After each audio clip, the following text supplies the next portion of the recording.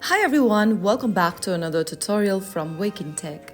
Today in this episode, we will be learning how to share your Bigo Live profile. If you want to share your Bigo Live profile link with your friends, followers, or social media, here's how you do it. First of all, launch open Bigo Live app on your device and log into your account. After you're signed into Bigo Live, go ahead and tap on your profile icon or the Me button at the bottom right corner. From the Me menu, click on your profile picture at the top and then click on the Share button at the top right corner right in front of the pencil icon. You'll then come across this Share menu from where you can easily share your profile link.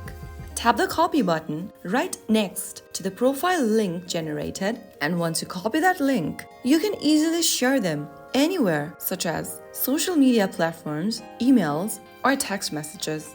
You can also directly select one of the messaging applications at the bottom such as Telegram, Viber, etc. and select a contact you want to share your information with. You can then ask your friend to open your shared link to make sure it leads to your correct Bigo profile, and that's how you successfully share your Bigo Live profile with your friends and followers, and they'll be able to find you and follow you easily. If you found the video helpful, don't forget to like, share, and subscribe to our channel. I will be back again in the next episode. Thank you for watching.